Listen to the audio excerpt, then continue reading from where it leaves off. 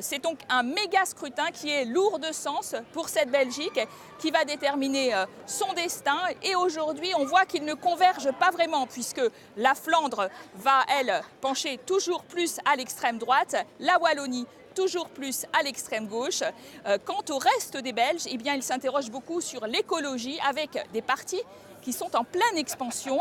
C'est le cas des écolos, Groen, à la fois au nord et au sud du pays. En effet, ils sont poussés par une vague de militantisme des jeunes et des experts politiques. On regarde tout de suite ce reportage d'Anaïs Guérard. À 16 et 17 ans, ces lycéennes sont accueillies comme des stars à la Commission européenne.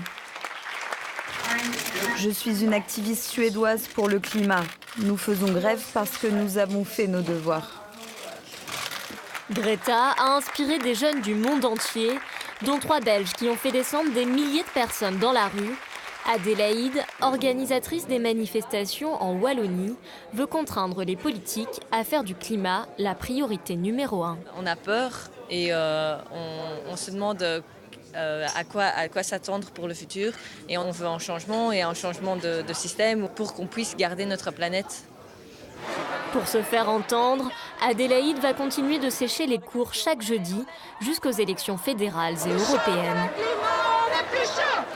Un engagement collectif qui réjouit certains spécialistes du droit de l'environnement.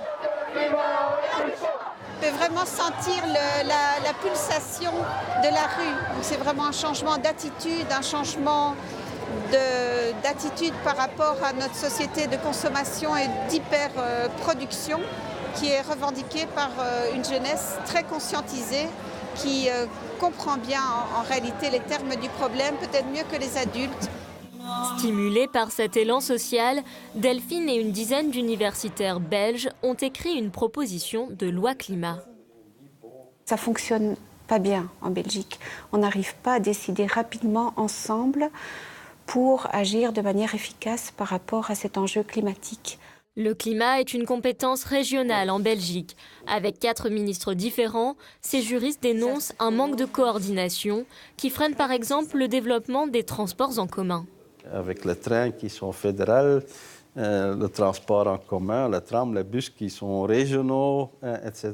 Donc chaque autorité doit prendre sa responsabilité, faire les investissements nécessaires pour réaliser un objectif commun.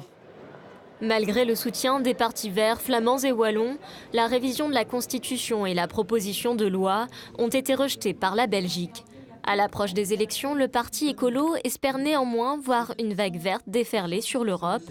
À Paris, il milite aux côtés de 600 personnalités, dont Nicolas Hulot, pour créer une banque européenne du climat. Il y a moyen de financer la transition énergétique de telle sorte que son impact ne pèse pas sur les personnes, les familles, comme il y a eu moyen de financer la crise bancaire aussi. Taxer les entreprises et demander plus de fonds européens pour obtenir un budget de 300 milliards d'euros par an. Voilà de quoi répondre à l'attente citoyenne. L'appel de la rue a propulsé le parti écolo tout en haut des sondages en Belgique, à 2 mois des élections fédérales.